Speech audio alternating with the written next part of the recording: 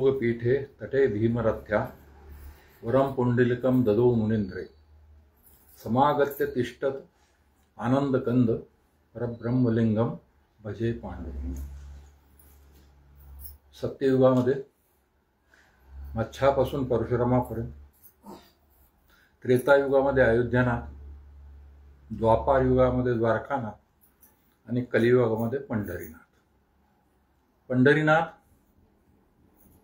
हे किंवा पांडुरंग हे जे हे कृष्णाचंच रूप आहे, कृष्णाचा अवतार नाही, कृष्णाचंच रूप आहे, कृष्णाचा अवतार। तर जेव्हा प्रथम त्या पांडुरंगाच्या चरणी साष्टांग दंड माऊलींनी म्हटलंय, अहो चंद्रकांता द्रविता कीर होय, परी ही हातोटी चंद्राची आहे, वक्ता वक्ताची नोहे श्रोतेवी। तेव्हा माझ्या समोर बसलेल्या सर्व श्रोत्यांना आणि त्यांच्यातल्या विठ्ठलाला माझा नमस्कार। आषाढ शुद्ध प्रतिपदा 26 जून पासून महिलांनी महिलांसाठी महिलांद्वारे केलेल्या या भक्ती यज्ञाबद्दल प्रथमतः हरिप्रिया मंडळ आणि विशेषतः भाविताईंचं खूप खूप अभिनंदन। या भक्ती यज्ञाच्या आजच्या पूर्णाहुतीत एक समिधा टाकण्याची मला संधी दिली, याबद्दल आपल्या सर्वांचे मनपूर्वक आभार।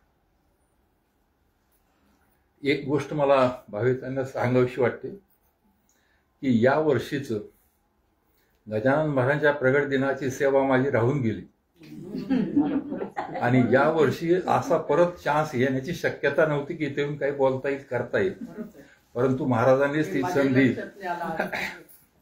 त्यावेळी आम्ही काशीला त्या प्रयागराजला गेलो होतो, त्यामुळे प्रगट दिनाच्या दिवशी जो मी येत होतो मागचे 4-5 वर्ष, या वर्षी ती माझी सेवा चुकली होती आणि त्याच्यामुळेच कदाचित महाराजांनी मला ही संधी दिली असावी की त्यांच्यापाशी येऊन या विषयावर काही बोलावं।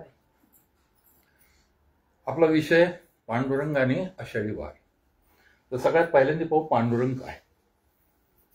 आता मी सांगितलं तसं पांडुरंग हे कृष्णाचं रूप आहे, पण हा पांडुरंग शब्द आला कसून, कसा? याच्या 3 वेगवेगळ्या कथा आहेत। त्यातल्या पहिल्या कथेमध्ये श्रीकृष्णाचं जे बाल रूप आहे, कृष्णाने देवकीच्या पोटी मथुरेमध्ये अवतार धारण केला आणि त्याच दिवशी तो गोकुळात आला। त्याचं बालपण सगळं गोकुळात गेलं। गोकुळातले जे सवंगडी होते त्यांच्याबरोबर गोपालनासाठी गाई गुरांना घेऊन रानात जायचं। हे गोकुळ जे यमुनेच्या काठी आहे, आपल्याकडची जमीन जर तुम्ही बघितली तर काळ्या मातीची आहे, ढेकळांची आहे, परंतु जर तुम्ही गोकुळ वृंदावनाची जमीन जर बघितली, तुम्ही त्या भागात गेला असाल, ती पांढरी शुभ्र आणि अगदी गाळ अशी माती आहे, अगदी एखादी पावडर वाटावी अशी माती आहे। आणि जेव्हा हे कृष्ण त्या मातीत खेळायचे किंवा त्या गुरांच्या मागं पळायचे आणि विशेषतः आपल्या वासरांच्या ओढीनं त्या गायी जेव्हा संध्याकाळी घराकडे पळायला लागायच्या, त्यांच्या खुरातून जी माती उडायची ती कृष्णाच्या आणि सगळ्या गोपाळांच्या अंगावर पडायची। पण बाकी सगळे गोपाळ जे आहेत ते काही उजळ वर्णाचे होते, एकटे कृष्णच त्याच्यामध्ये सावळ्या वर्णाचे। त्यामुळं त्यांचा रंग बदलून गेल्यासारखा व्हायचा आणि घरी आल्यावर यशोदा कौतुकाने कधी त्याला श्रीरंगा, कधी पांडुरंगा या नावाने हाक मारायची। दुसऱ्या 2 ज्या कथा आहेत, त्या दुसऱ्या कथेतला नायक कृष्णच आहे। त्या 2 नायिका आहेत। त्या 2 नायकातली एक नायिका आहे रुक्मिणी, जी लक्ष्मीचा अवतार आहे। दुसरी जी आहे तिच्याविषयी एक कथा आहे। एकदा वैकुंठामध्ये भगवान विष्णू आणि लक्ष्मी बसले होते। लक्ष्मी विष्णूंच्या मांडीवर बसलेली होती आणि दोघांचा वार्तालाप चालला होता। त्याच वेळी तिथं इंद्राची पत्नी शची किंवा इंद्राणी ती आली आणि त्या दोघांचं ते भव्य रूप पाहून ती इतकी प्रभावित झाली आणि तिच्या मनामध्ये एक आध्यात्मिक ओढ लागली विष्णूंच्या विषयी। तिच्या मनामध्ये हा विचार आला की मलाही असंच विष्णूंच्या जवळ बसून त्यांच्या मांडीवर बसून त्यांच्याशी बोलता यावं. इथं शारीरिक आकर्षण नव्हतं, इथं जी काय होती ती आध्यात्मिक गोडी होती, आध्यात्मिक आकर्षण होतं, एक उच्च वरच्या दर्जाचं प्रेम होतं. विष्णूने ते ओळखलं आणि तिला सांगितलं की मी तुला इतक्या सहजासहजी मिळणार नाही, त्यासाठी तुला 60,000 वर्ष तपश्चर्या करावी लागेल, त्यानंतर तुझी माझी भेट होईल. आणि त्याप्रमाणे शची मग हिमालयामध्ये गेली. 60,000 वर्ष तिने तपश्चर्या केली. तपश्चर्या केल्यानंतर वृंदावनामध्ये वृषभानू आणि कीर्ती यांनी पुत्रप्राप्तीसाठी केलेल्या यज्ञातून ती प्रगट झाली. ती होती राधा. तर ही तिसरी नायिका. आता यांची 2 वेगवेगळ्या कथा आहेत, त्या आपण दोन्ही कथा बघू. दोन्ही कथांचे शेवट एकासारखेच आहे. दोन्ही कथांचा शेवट किंवा जो आहे तो एकाच सारखा आहे. पहिल्या कथेमध्ये कृष्णाने गोकुळ सोडलं, मथुरेला गेला, कंसाचा वध केला, तो मथुरेतच राहिला. कंसाचा वध केल्यानंतर कंसाचा जो सासरा होता जरासंध तो चिडला, त्याने मथुरेवर आक्रमण केलं. कृष्णाने बलरामाने त्याचे सगळं सैन्य मारलं पण जरासंधाला सोडलं. असं 17 वेळा झालं. एकदा बलरामाने विचारलं सुद्धा, अरे कृष्णा म्हणे तो तुझ्या हातात येतो, तू सगळ्यांना मारतो, ते जरासंधाला का सोडतोस? ते म्हणला, दादा मी आलोय पृथ्वीवर तेच राक्षसांचं असुरांचं निर्दालन करण्यासाठी. हा जरासंध त्या सगळ्या लोकांना गोळा करून आणतोय, मला एका ठिकाणी त्यांना मारता येतंय. मी जर जरासंधाला मारलं तर मला ह्यांच्या मागं सगळीकडे फिरावं लागेल, माझा वेळही जास्त जाईल. त्यानंतर जेव्हा हे जास्त वेळा अशा प्रकारचे आक्रमण झाली, त्यानंतर कृष्णाने विचार केला की आपल्यामुळं मथुरेला त्रास होतोय, म्हणून कृष्ण तिथून द्वारकेला गेला. द्वारकेला गेल्यानंतर द्वारकाधीश झाला. रुक्मिणी, सत्यभामा, जांबवंती, कालिंदी, लक्ष्मणा, सत्या, भद्रा या 8 राण्यांशी त्याचे विवाह झाले. याशिवाय नरकासुराच्या तावडीतून सोडवलेल्या 16,000 कन्यांनी पण त्याला आपला सर्वेश्वर मानलं. पण ह्या 8 राण्यांसाठी द्वारकेमध्ये कृष्णाने वेगवेगळे महाल बनवले आणि कृष्ण एका महालात राहतो. काय व्हायचं की ह्या सगळ्या राण्या कृष्णाकडे यायच्या. या सगळ्या राण्यांमध्ये कृष्णाची सगळ्यात पट्ट राणी होती ती रुक्मिणी. त्यामुळे इतर राण्या जर जेव्हा असतील त्या कृष्णाच्या जवळ बसायच्या, हे करायच्या. पण रुक्मिणी आली की सगळ्या राण्या उठून उभ्या राहायच्या, तिला आदर द्यायच्या. आणि इकडं काय झालं की गोकुळामध्ये असताना तर राधेची आणि कृष्णाची भेट झाली, पण त्यानंतर मनातली जी इच्छा आहे अंतरंग बोलण्याची किंवा जवळ बसण्याची ती तशीच राहून गेली. ती पुन्हा तपश्चर्याला गेली आणि पुन्हा तपश्चर्या केल्यानंतर द्वारकेमध्ये ती सरळ गेली. तपश्चर्या पूर्ण झाल्यानंतर द्वारकेत गेली आणि द्वारकेला गेल्यानंतर ती सरळ कृष्णाच्या महालात गेली. कृष्ण तिची वाटच पाहत होता. ते दोघंजण बोलत बसले. इतक्या जवळ मांडीवर घेऊन तो बोलतोय, तेवढ्यात रुक्मिणी आली. रुक्मिणी आल्यानंतर सुद्धा राधा त्याच्या मांडीवर उतरली नाही आणि कृष्णही काही बोलला नाही. या गोष्टीचा रुक्मिणीला भयंकर राग आला. त्याचबरोबर तिला हेही वाटलं की राधे इतकी माझी तपश्चर्या झाली नाही, मला तपश्चर्या करण्याची गरज आहे, तेव्हाच कृष्ण मला पुन्हा एकदा सारखे अशा पद्धतीने मिळेल. म्हणून ती तिथून तपश्चर्याला म्हणून बाहेर पडली आणि दक्षिण भागामध्ये येऊन ती दिंडीर वनामध्ये तपश्चर्या करू लागली. या इथं ही कथा सोडून आपण दुसऱ्या भागाकडे येऊ. पुन्हा दिंडीर वनात आपल्याला यायचंच आहे, कारण मी जसं म्हटलं की 2 कथा आहेत. दुसऱ्या कथेमध्ये काय सांगतात की कृष्ण त्या सगळ्या राण्या, त्याच्या 8 राण्या त्याला भेटायला यायच्या. त्याचप्रमाणे देशोदेशीचे राजे, त्याचप्रमाणे देव, ते सुद्धा कृष्णाला भेटायला द्वारकेत यायचे. पण कृष्ण मात्र 2-3 दिवस झाले की गायब व्हायचं. आता रुक्मिणीला थोडंसं हे झालं, हा जातो कुठं? एकदा तिने विचारलं, म्हणे तू सगळं जग, सगळं ब्रह्मांड तुला भेटायला द्वारकेत येतं, तू कुठं जातोस? ते म्हणे मी राधेला भेटायला जातो. नंतर 2-3 वेळा असं झालं तर परत तिने विचारलं की तू राधेला भेटायला जातोस, राधा अशी आहे कोण मोठी, एकदा तिला बोलावं इथं द्वारकेत, आम्हालाही बघू दे आहे कोणती. कृष्णाने तरी पण हसून तो विषय टाळला. त्याने काही फारसं उत्तर दिलं नाही, विषय टाळला. पुन्हा 2-4 वेळा झाल्यानंतर मात्र रुक्मिणीने ठरवलं की आता ह्याचा मागोवा घ्यायचाच, याचं सगळं चेक करायचंच की हा जातो कुठं आणि काय करतो आणि हे दोघं काय करतो. आणि त्याप्रमाणे तिने कृष्णावर पाळत ठेवली. आणि ज्यावेळी कृष्ण निघाला त्यावेळी ती पण त्याच्या मागोमाग आली. कृष्ण वृंदावनात आला. राधेचं आणि कृष्णाचं जे आध्यात्मिक प्रेम होतं त्याप्रमाणे त्यांची रासलीला सुरू झाली. रुक्मिणी तिथं पोहोचली. कुंजीर वन आहे, तुळशीचं वन आहे, तुळशीच्या वनामध्ये ते दोघं आहेत. आणि कृष्ण आणि राधा एकमेकांमध्ये इतके रंगून गेलेले. राधेच्या त्या रंगामध्ये कृष्ण इतका रंगून गेलाय की सावळा दिसणारा कृष्ण सुद्धा तिला आता उजळ वर्णाचा दिसू लागलाय. आणि त्यावेळी आश्चर्याने रुक्मिणीच्या तोंडातून ओळखले हात पांडुरंग. ती झालं पुन्हा पहिल्यांदा जर सांगितलं तर तिला पुन्हा वाटलं की राधेच्या तपश्चर्याच्या इतकी आपली तपश्चर्या झाली, आपल्याला तपश्चर्याला जावं लागलं. म्हणून ती तिथून निघाली. मगाशी सांगितलं तसं ती दिंडेरवानात आली. दोन्ही वेळा ती दोन्ही कथेमध्ये ती दिंडेरवानात आली. ती दिंडेरवानात आली. पहिल्या कथेमध्ये द्वारकेहून कृष्ण निघाला आणि त्या ह्याच्यात तिने पांडुरंग म्हणलेलं नाही. अजून पहिल्या कथेमध्ये पांडुरंग म्हणलेलं नाही, फक्त ती तिथून द्वारकेला आली, दिंडेरवानात आली. आता यावेळी कृष्ण तिथून निघाला रुक्मिणीला शोधायला. शोधता द्वारकेहून शोधता येत असताना मध्ये गोकुळ लागलं. गोकुळ लागल्यानंतर त्याच्या सगळ्या जुन्या आठवणी जाग्या झाल्या. सगळे राजसी वस्त्र टाकून दिले.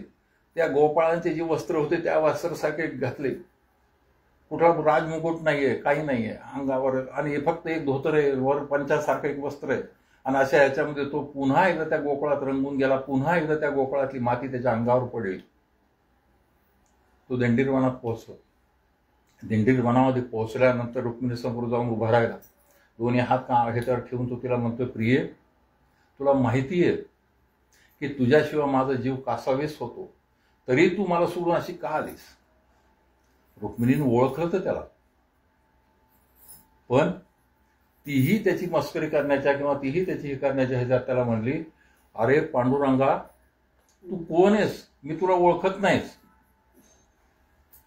कारण तुझा वेश नाहीये तो जो कृष्णाचा द्वारकेमध्ये वेश असतो तो नाहीये. तुझ्या अंगही पांढरं दिसतंय, तू आहेस कोण. मग त्याने कृष्णाने त्याची समजूत घातली आणि कृष्ण तिथून द्वारकेला निघाला. रुक्मिणीसहित द्वारकेला निघाला. तसं त्याच्या लक्षात आलं, त्याला आठवलं की आपण आपल्या एका भक्ताला वर दिलाय आणि त्या भक्ताला जो वर दिलाय तो त्याप्रमाणे आपल्याला त्याला भेटायला जायचं. हा भक्त कोण, तर सत्ययुगामध्ये राजा मुचकुंद होता. अतिशय पराक्रमी.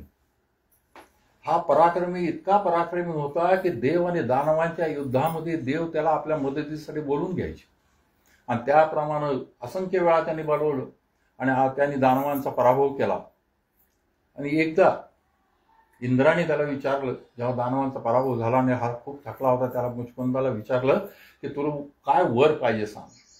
त्याने सांगितलं, देवा, युद्ध करून मी अतिशय थकलोय, मला विश्रांती घ्यायची, तर मला असा वर दे की मला कोणी झोपेतून उठवू नये. आणि जर कोणी मला झोपेतून उठवलं आणि त्याच्याकडे मी बघितलं तर तो जळून भस्म व्हावा. आता हा मुचकुंद सत्ययुगामध्ये त्यांनी झोपण्यासाठी जागा शोधली ते मथुरेजवळच्या एका डोंगरातल्या गुहेमध्ये, आणि अत्यंत आतमधल्या गुहेमध्ये जाऊन तो झोपला. सत्ययुग गेलं, त्रेतायुग गेलं, द्वापार युग आलं, कृष्णाचा अवतार झाला. मगाशी मी जसं सांगितलं की जरासंध अनेक वेळा मथुरेवर चाल करून येत होता आणि प्रत्येक वेळी नवे नवे असुर जो बरोबर घेत होता. यावेळी त्याने असुराला घेतलं होतं, तो होता काल यवन. काल यवनाला वर होता की त्याचा वध कुठल्याही शस्त्राने होणार नाही किंवा कुठल्याही देवाकडून त्याचा वध होणार नाही. आता कृष्णाला माहिती होतं की ह्याला आपण पराभूत करू शकत नाही आणि ह्याला मारू शकत नाही, कारण त्याला वर आहे. पण कृष्णाला माहिती होतं की मुचुकुंद त्या गुहेमध्ये झोपलेला आहे. म्हणून त्यांनी लढाईचं निमित्त केलं आणि तिथून लढाईमधून पळ काढला. कृष्णाने पळ काढला. त्याच्यामुळेच कृष्णाचं एक नाव रणछोड दास असंही आहे. पळत काढल्यानंतर त्यांनी वाकडे तिकडे पळत जात त्याने त्या गुहेत गेला. त्या गुहेमध्ये गेल्यानंतर तिथं मुचकुंद झोपला होता. आपल्या अंगावरचा शेला त्या मुचकुंदावर टाकला आणि तो जो हे आतमधल्या भागामध्ये जाऊन लपला. काल यवन आला. कृष्णाचा तो शेला पाहून कृष्ण तिथं झोपला आपल्या भीतीनं असं वाटून त्याने त्या मुचकुंदाला लाथ मारली. मुचकुंद झोपेतून जागा झाला. मुचकुंदाने जसं कालयवनाला पाहिलं तसं तो भस्म झाला. काही काळ गेल्यानंतर त्याला जाणवलं की या ठिकाणी या गुहेमध्ये कुठली तरी दिव्य शक्ती आहे. म्हणून त्यांनी प्रार्थना केली. प्रार्थना केल्यानंतर कृष्ण समोर आला. कृष्ण समोर आल्यानंतर कृष्णाने आपलं चतुर्भुज विष्णू रूप त्याला दाखवलं. विष्णू रूप दाखवल्यानंतर मुचुकुंदाने त्याला वर मागितला की प्रभू तुम्ही सतत असेच माझ्या डोळ्यासमोर असा. कृष्णाने त्याला सांगितलं सत्ययुगामध्ये तू देह धारण केलेला आहेस. आज द्वापार युग आलं. तुला आता तुझा देह विसर्जन करावा लागेल आणि देह विसर्जन केल्यानंतर तू दुसऱ्या जन्मात जेव्हा येशील तेव्हा मी येईल आणि तुझ्या डोळ्यासमोर उभा राहील. आणि त्याचा जन्म पुंडलिक म्हणून. हा पुंडलिक जन्मापासून मातृपितृ भक्त नव्हता. त्या गाण्यातही लिहिलंय पुंडलिक फार दुष्ट असं काहीतरी त्या एका गाण्यामध्ये आहे. त्यात लहानपणापासून तू थोडा उद्दंड होता, वाढ होता, आई वडिलांचा अनादर करणारा होता. त्यात लग्न झाल्यानंतर तर तो आपल्या बायकोच्या एवढा प्रेमात पडला की आईबापाकडे लक्ष द्यायला त्याने सोडून दिलं. घरातले सगळे कामं आईबापाकडून ते सून करून घ्यावं लागली, त्याची बायको करून घ्यायला लागली. आईबाप अतिशय निराश झाले. निराश झाल्यानंतर त्यांनी विचार केला की आपण इथून काशी यात्रेला जावं. आपण काशी यात्रेला गेलो म्हणजे आपलं तिकडंच देह विसर्जन केले आपली मुक्ती होईल आणि ह्यांच्या त्रासातून पण आपली सुटका होईल. आणि त्याप्रमाणे त्यांनी तो विचार पुंडलिकाला सांगितला. पुंडलिक बिना बायकोचा जसं माझं आहे तसं बिना बायकोच्या विचाराच्या तो करत नव्हता. बायकोला विचारलं. बायकोला विचारल्यानंतर बायको फार धूर्त.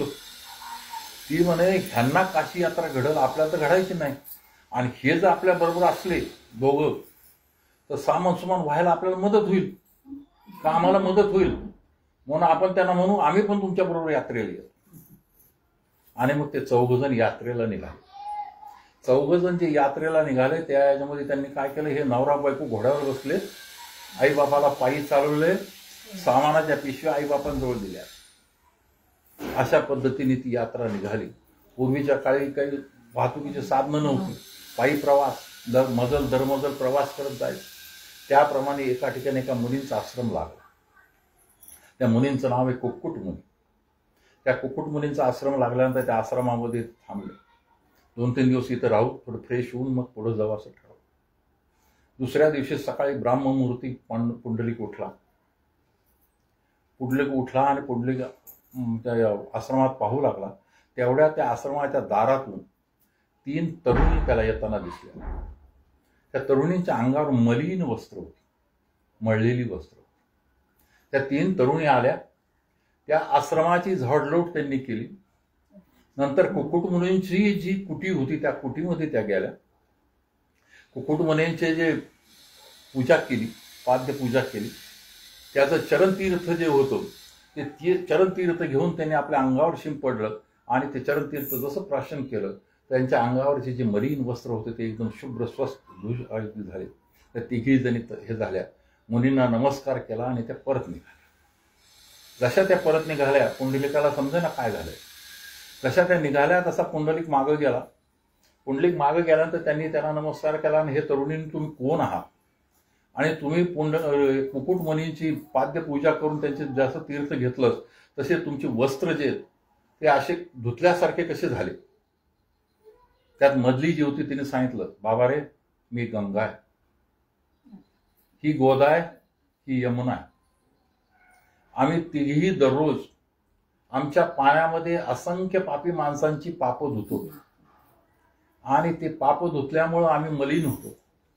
यावरचा उपाय जेव्हा आम्ही ब्रह्मदेवांना विचारला तेव्हा त्यांनी सांगितलं होतं की तुम्ही कुकुट मुनींच्या आश्रमात जाऊन सेवा करत जा आणि त्यांचं चरणतीर्थ घेतलं की तुम्ही पुन्हा स्वच्छ व्हाल आणि पुन्हा तुम्ही दुसऱ्यांच्या या पापी लोकांचे पाप धुण्यासाठी तयार व्हाल. या ऐकल्यानंतर पुंडलिकाच्या मनावर परिणाम झाला. त्याने ती काशी यात्रा तिथंच सोडली. आई वडिलांना घोड्यावर बसवलं. बायको जी मागं वरडत येत होती तिच्याकडे लक्ष दिलं नाही आणि तो घेऊन तो आला जिथं तो राहत होता. कुठं राहत होता? त्या दिंडीर वनाच्याच कशी. आणि त्याची जी मातृपितृची सेवा होती आणि मुचुकुंदाला जे आश्वासन दिलं होतं त्यामुळं कृष्ण त्याला भेटायला. तर याच्यामध्ये पुन्हा पुढं दोन वेगवेगळ्या गोष्टी सांगितल्या जातात. एक गोष्ट सांगितली जाते ती ही की तो त्याचे आई वडील झोपी लागले होते. त्यांचे तो पाय चेपत होता. कृष्ण येऊन दारात उभा राहिला आणि त्यांनी पुंडलिकाला हाक मारली, पुंडलिका तू बोलावलं तसं मी आलोय. तर ह्यांनी आपलं ती वीट फेकली आणि वीट फेकली, त्या विटेवर ते उभे राहिले.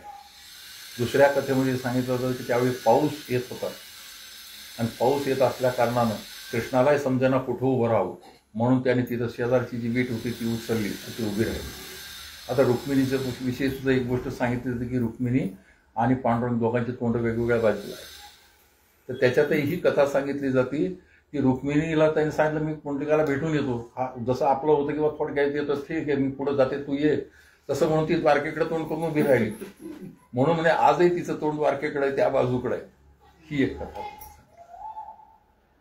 मग पुंडलिका बाहेर आला. आई वडील जसे झोपले तसा पुंडलिक बाहेर आला, कृष्णाला नमस्कार केला आणि कृष्णाला नमस्कार केल्यानंतर कृष्णाने विचारलं मी तुझ्यावर प्रसन्न आहे, तू सांग तुला काय वर पाहिजे. म्हणे देवा गोर गरीब जनतेच्यासाठी तू इथंच कायम वास्तव्य कर आणि मी आहे तोपर्यंत तू माझ्या डोळ्यासमोर राहा. कृष्णाने त्याला सांगितलं पुंडलिका द्वापार युग संपत आले, कलियुग सुरू होईल. त्यामुळं द्वापार युग संपत आल्या कारणानं मलाही माझा अवतार समाप्त करायचा. परंतु मी तुला माझे विग्रह देतो. विग्रह म्हणजे मूर्ती. ही मूर्ती तू ठेव. परत या ठिकाणी वेगवेगळ्या दोन गोष्टी ऐकायला मिळतात. एक, कृष्णाने ब्रह्मदेवांना बोलावलं आणि ब्रह्मदेवांना सांगितलं की तू माझे विग्रह बनवून पुंडलिकाला दे. आणि दुसऱ्या कथेत सांगितलं होतं की कृष्णाने विश्वकर्मांना बोलावलं. मला हे दुसरं जास्त योग्य वाटतं कारण विश्वकर्मा त्या ह्याच्यातच होतं. विश्वकर्मांना बोलावलं आणि त्यांना सांगितलं की बाबा माझे विग्रह करून तू पुंडलिकाला दे. या ठिकाणी ते विग्रह करताना काय झालं की ज्या अवस्थेमध्ये कृष्ण होता, ज्या वीट आणि कमरेवर हात, तेच रूप त्या विश्वकर्माच्या किंवा ब्रह्मदेवांच्या डोक्यात होतं आणि त्याप्रमाणे त्याच्याच पद्धतीने त्याने तो विग्रह कृष्णाचा आणि रुक्मिणीचा दोघांचा, पांडुरंगाचा आणि रुक्मिणीचा तो विग्रह बनवलाय आणि त्या दोन मूर्ती त्यांनी पुंडलिकाला दिल्या. पुंडलिकाने मग त्या ठिकाणी आपलं छोटं देऊळ बांधलं. पुंडलिकांनी एक शंकराचं देऊळ पण बांधलं आणि ते सुरू झालं. द्वापार युग संपण्याच्या आधी कृष्णाने आपला अवतार संपवला. पांडवांचं पण स्वर्गारोहण झालं. ही बातमी पुंडलिकाला समजली. पुंडलिकाला समजल्यानंतर त्याला अतिशय दुःख झालं. काय करू, कुठे जाऊ. म्हणून तो त्या मूर्तीपाशी गेला आणि रडायला लागला. ज्या विग्रह दिले, ज्या मूर्ती दिल्या होत्या त्या मूर्तीपासून जाऊन तो रडायला लागला. त्यावेळी त्या मूर्तीतून आवाज आला की पुंडलिका तू रडतोस का? मी आणि रुक्मिणी या मूर्ती रूपातच आहोत आणि भक्तांच्या तारणार्थ, भक्तांच्या सहाय्यार्थ आम्ही या मूर्तीतच आहोत. विश्वास ठेव, काळजी करू नकोस. तिथून पुढे जे त्याला पुंडलिकाचं. आता हे पांडुरंगाचं तर झालं. विठ्ठल नाव का आलं? विठ्ठल नाव का आलं? विट स्थल, विटेवर जो स्थिर झाला तो विठ्ठल. आणि विठ्ठल शब्दाचा दुसरा जो अर्थ लावलेला तो इतका गहन आहे. विधाता. विधाता म्हणजे ब्रह्मदेव. नीलकंठ, समुद्रमंथनातून निघालेलं हलाहल ज्यांनी पचवलं आणि त्यामुळे ज्यांचा कंठ नील झाला, निळा झालाय, असे भगवान शंकर. ल म्हणजे लक्ष्मीपती किंवा लक्ष्मीकांत, क्षीरसागरामध्ये जे आपलं वास्तव्य करतात ते विष्णू. ब्रह्मा, विष्णू, महेश आणि या तिघांचं एकत्रित रूप म्हणजे विठ्ठल. विठ्ठलाचंच पुढं रूपांतर झालं विठोबा. विठोबाचंही तुकाराम महाराजांनी फार सुंदर विग्रह केला. वी म्हणजे ज्ञान, ठोबा म्हणजे सागर, ज्ञानाचा जो सागर आहे तो म्हणजे विठोबा.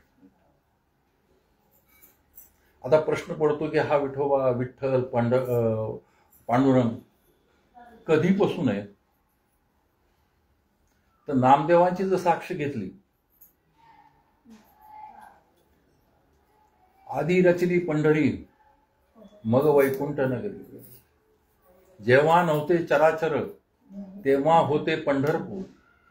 जेव्हा नव्हती गोदा गंगा तेव्हा होती चंद्रभागा.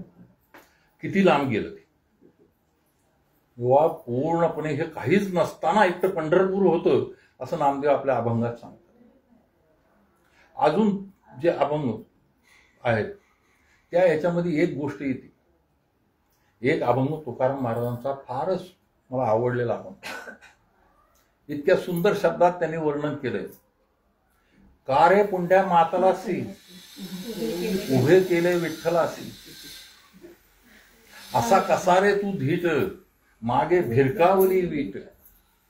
त्याच्या पुढची ओळ तर अजूनही फार मस्त. युगे झाली 28 अजून का म्हणे ना बैस. त्या ठिकाणी तुकाराम महाराजांनी पण सांगितलंय की विठ्ठल कधीपासून आहे? 28 युगापासून. माऊलींनी पण सांगितलंय हे नाही आजकालीचे, हे 28चे. आणि सगळ्यात मोठा जो पुरावा आहे विठ्ठलाच्या आरतीतच आहे. युगे 28 विटेवरी उभा वामांकी रुक्माई दिसते आहे शोभा. पुंडलिकाचे भेटी परब्रह्म आलेगा चरणी वाये भीमा उद्धरली जगा. मगाशी मी जो पांडुरंगाष्टकातला पहिला श्लोक म्हणला त्यातही त्यांनी बघा परब्रह्म लिंगम भजे पांडुरंगम. आणि इथं परब्रह्म जे पुंडलिकाला भेटायला आले. 28 युग. फार सुंदर कल्पना आहेत, फार सुंदर गोष्टी आहेत. सूर्योदयापासून सूर्यास्तापर्यंत आपला एक दिवस. परंतु सूर्य आणि चंद्रामध्ये 12 अंशाचा कोन झाला ती एक तिथी. त्याला लागणारा काळ साधारणतः एक दिवसाच्या म्हणजे 19 तासापासून 26 तासापर्यंत असतो. अशा 15 तिथी शुक्ल पक्षातल्या, 15 तिथी वद्य पक्षातल्या, कृष्ण पक्षातल्या, 2 पक्षांचा एक महिना, 2 महिन्यांचा एक ऋतू, 3 ऋतूंचं एक आयन, 2 आयनांचं एक वर्ष. आपलं वर्ष म्हणजे देवांचा एक दिवस. आपले 360 वर्ष म्हणजे देवांचं एक वर्ष. त्यानंतर जेव्हा सृष्टीची रचना केली तेव्हा ब्रह्मदेवानी 4 युगांना त्यांची वय दिली. सत्ययुगाला 4000 देववर्ष, त्रेतायुगाला 3000, द्वापाराला 2000 आणि कलियुगाला 1000. जितकी 1000 वर्ष त्याचं वय तितकी शेकडा वर्ष उषक काल आणि तितकाच शेकडा वर्ष संधिकाल. आधीचा काल आणि नंतरचा काल. तसं जर सगळं कॅल्क्युलेट केलं तर किती होतं? सत्ययुगाचे 4800, त्रेतायुगाचे 3600, द्वापाराचे 2400 आणि कलियुगाचे 1200. कोणते वर्ष? देवांचे वर्ष. आपल्या हिशोबात केला तर सत्ययुगाचे 17,28,000 वर्ष, द्वापाराचे 12,96,000 वर्ष, त्रेताचे 12,96,000 वर्ष, द्वापाराचे 8,64,000 वर्ष आणि कलियुगाचे 4,32,000 वर्ष. 4ही एकत्र केले की एक चतुर्युग होतं. या चतुर्युगाची वर्षसंख्या आपल्या ह्याच्यातली काढली तर 43,20,000. अशी 72 चतुर्युग झाली की एक मन्वंतर होत. अशी 14 मन्वंतर. अशी 14 मन्वंतर झाली की साधारणतः 1008 चतुर्युग होतं. साधारणपणे हे कॅल्क्युलेटर मध्ये पण करता येईना, इतके लांब गेलो होतो. साधारणपणे 436 करोड वर्ष म्हणजे एक कल्प. एक कल्प म्हणजे ब्रह्मदेवाचा दिवस. ब्रह्मदेवाचा दिवस झाल्यानंतर प्रलय. ब्रह्मदेवाच्या वरचे ब्रह्मदेव, विष्णू, शंकर आणि आदिशक्ती 4 सोडून बाकी सगळे नष्ट होणार. त्याच्यानंतर पुन्हा सृष्टीची निर्मिती. असे 30 कल्प. 30 कल्प झाल्यावर ब्रह्मदेवाचा 1 महिना, 12 महिने झाल्यावर ब्रह्मदेवाचं 1 वर्ष. असं ब्रह्मदेवाचं आयुष्य जे 100 वर्ष. आता त्याच्यात कसा अनुभव? ब्रह्मदेवाचे आता 50 वर्ष संपलेली. आता आपण 91व्या वर्षात आहोत. 91व्या वर्षातल्या 5व्या कल्पात आहोत. 5व्या कल्पातल्या 7व्या मन्वंतरात आहोत. 7व्या मन्वंतरातल्या 7व्या महायुगात आहोत, चतुर्युगात आहोत. 7व्या चतुर्युगातल्या 4थ्या युगात सध्या आपण आहोत. 7व्या मन्वंतरातल्या 7व्या चतुर्युगातलं 4थं युग आहे, म्हणून 28 युग. म्हणजे मन्वंतर जेव्हा सुरू झालं, आत्ताचं मन्वंतर कोणतं आहे? वैवस्वत मन्वंतर. आत्ताचं कल्प कोणतं आहे? श्वेत वाराह कल्प. आणि याचा पुरावा काय? ताईंना माहिती आहे की आपल्या प्रत्येक पूजेला आपण एक संकल्प करतो. कुठलीही पूजा, घरातली असो बाहेरची असो, जर पूजा असली तर त्याला एक संकल्प असतो. तो संकल्प असा आहे, श्रीमद भगवतो महापुरुषस्य वैष्णवाज्ञे प्रवर्तमानस्य आद्य ब्रह्मणो द्वितीय परा. आद्य ब्रह्मणो द्वितीय परा म्हणजे आत्ताच्या ब्रह्माचे दुसऱ्या भागामध्ये पहिले 50 संपले, द्वितीय परार्थे श्वेत वाराह कल्पे वैवस्वत मन्वंतरे 28तम युगे. 28वे युग तिथं सुद्धा त्यांनी सांगितलं. 28तम युगे कलियुगे. त्यातलं एक कोणतं चालू आहे? कली प्रथम चरणे. कलियुगाचे सुद्धा 4 चरण आहेत. त्यातल्या 4 चरणातलं हे पहिलं युग चरण चालू आहे. त्या ठिकाणी आहोत, म्हणून हे 28.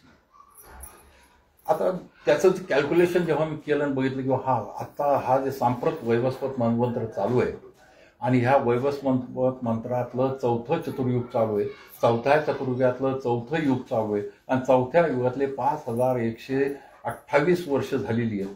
तर ह्याचा जर अंदाज काढला तर हे साधारणतः 2,98,00,000 वर्ष आहेत. म्हणजे पांडुरंगाचं अस्तित्व जवळजवळ 3 कोटी वर्षापूर्वीचं असावं असा एक. आता हा भाग तर झाला, पण पंढरपूरच्या पांडुरंगाचे जे अस्तित्व आहे तो अवतव चराचरात तो राहणारच आहे. काही कधीपासून आहे. तर आपल्या इकडं मुस्लिमांचं आक्रमण होण्यापूर्वी उज्जैनला विक्रमादित्य नावाचे राजा आणि त्या राजाचा विक्रम संवत चालू. आजही तो विक्रम संवत उत्तर भारतामध्ये मानला जातो. त्याच वेळी पैठणला सातवाहन राजांचं राज्य होतं आणि पैठणला जे सातवाहन राजांचं राज्य होतं त्या राज्यामध्ये शालिवाहन नावाचा राजा होता. आणि ह्या शालिवाहन राजाला आणि विक्रमादित्य या दोघांचं युद्ध होतं. दोघे प्रबळ होते. या शालिवाहनचा अमात्य किंवा प्रधान होता रामचंद्र पंत. रामचंद्र पंत हा जो विठ्ठलाचा पुंडलिकाचा भक्त होता.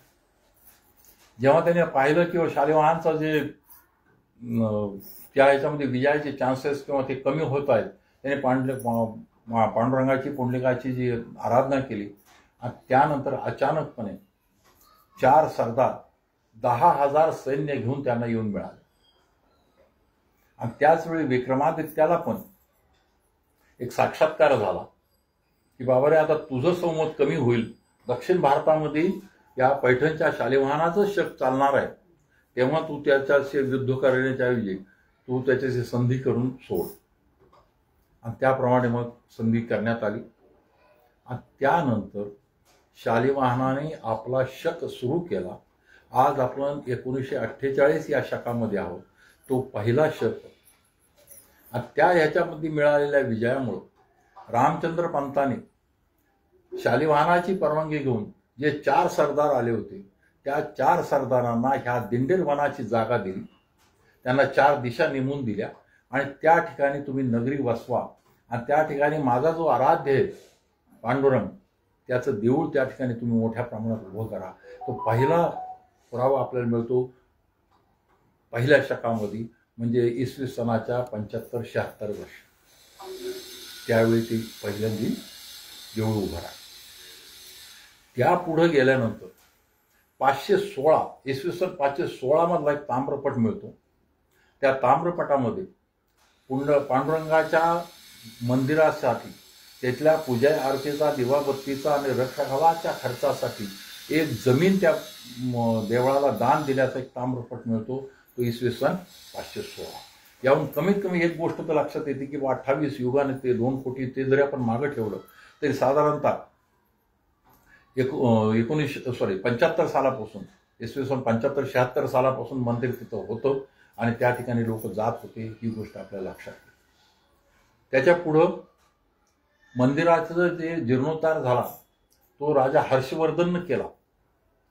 त्याचे साल जे त्याचं शक जे ते 1159चा एक शिलालेख पंढरपूरच्या मंदिराच्या मागच्या बाजूला मिळतो आणि दुसरा शिलालेख शके 1195चा मिळतो. तो तिथल्या 16 कांबी मंडपापाशी आहे. आता यावरून मतभेद असा होतो की ते 59 आणि 95 लिहिण्यामध्ये काही गडबड झाली की दोन्ही वेगळं आहे, याच्यावर थोडेसे मतभेद आहेत. त्याच्यावर एक हे असं सांगण्यात येतं की 59 साली मंदिर पहिल्यांदा बांधण्यात आलं आणि 95 साली तिथला 16 खांबी मंडप उभा करण्यात आला, त्यामुळे ते दोन्ही लेख बरोबर आहेत. विठ्ठलाच्या विषयी अजून एक लेख आळंदीमध्ये मिळाला. त्या ठिकाणी एक कृष्णस्वामी म्हणून त्यांची समाधी आहे. कृष्णस्वामी कोण याचं काही हे लागलं नाही, परंतु कृष्णस्वामी त्या म्हटलं जातं आणि त्यांची समाधी आहे. त्या ठिकाणी 1131 मधला एक शिलालेख आहे, ज्या शिलालेखामध्ये विठ्ठलाच्या चरणी देह ठेविला अशा प्रकारचं, म्हणजे त्या भागामध्ये विठ्ठलाची भक्ती होत होती ह्याचा एक पुरावा त्या ठिकाणी आपल्याला मिळतो. त्यानंतर आला तो भागवत धर्माचा सुवर्णकाळ. 13व्या-14व्या शतक, ज्यावेळी संत ज्ञानेश्वर, निवृत्तीनाथ, मुक्ताबाई, सोपान, संत नामदेव, गोरा कुंभार, सेना नावी, नरहरी सोनार, चोखा मेळा, जनाबाई, सखू, कानोपात्रा, सावतामाळी, हे सगळे त्या एका काळात सगळे जे त्या ठिकाणी. आणि त्यावेळी भागवत धर्म अतिशय वरच्या स्तरावर. पुढं काय झालं 14व्या शतकामध्ये उत्तर भारतामध्ये, दिल्लीमध्ये सगळ्यात आधी गुलामांचं राज्य आलं. गुलामांच्या नंतर खिलजीचं राज्य आलं. खिलजीच्या नंतर तुघलकांचं राज्य आलं. त्या तुघलकामध्ये एक तुघलक होता ज्याचं नाव आपण वेडा मोहम्मद म्हणून घेतो, मोहम्मद बिन तुघलक, ज्यांनी राजधानी एकदा दिल्लीहून नागपूरला आणली होती, परत तिथं जमत नाही म्हणून परत दिल्लीला घेऊन गेला होता. चांबड्याचे शिक्के चालवले होते, अशा प्रकारचे काम केलं होतं. त्याचा एक सरदार गियासुद्दीन बहामनी हा दक्षिण भारतात आला आणि त्यांनी या ठिकाणी पहिल्यांदा बहामनी राज्याची स्थापना केली. वर्ष होतं 1347 आणि त्याच्यानंतर या ठिकाणी मुस्लिमांचं धर्मांतर करण्याचं प्रमाण वाढलं आणि या काळामध्ये विठ्ठलाची वारी किंवा विठ्ठलाचं भक्ती चालू होती, परंतु त्याचं प्रमाण जे आधीच्या काळात होतं, जे अगदी वरच्या स्तरावर पोहोचलं होतं, ते थोडं कमी होते. या गियासुद्दीनच्या मृत्यूनंतर पुन्हा त्याचे तुकडे झाले आणि दक्षिण भारतामध्ये 5 पातशाह्या तयार झाल्या. अहमदनगर, जे आता जे अहिल्यानगर आहे, बिदर, बेरार, विजापूर आणि गोळकोंडा हे झाले. या दरम्यानच्या काळात तिथे सगळं चालू होतं.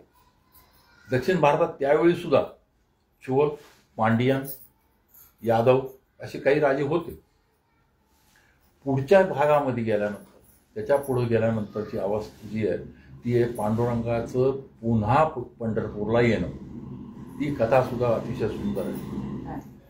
1500 साली विजयनगरमध्ये कृष्णराय म्हणून राजा होता आणि त्या कृष्णराय विठ्ठलाचा भक्त होता. आणि त्या विठ्ठलाचा भक्त असल्या कारणानं त्याला असं वाटायचं की मला दररोज विठ्ठलाचं दर्शन व्हायला हवं, पण मला पंढरपूरला जाता येत नाही. म्हणून त्याने काय केलं की विठ्ठलाचं मंदिर बांध. आजही ते मंदिर स्थापत्य कलेचा अतिशय उत्कृष्ट नमुना मानलं जातं. हे बांधलं होतं अनागुंदी या गावी, त्याला आता हम्पी म्हणून समजलं जातं, त्या ठिकाणी बांधलं.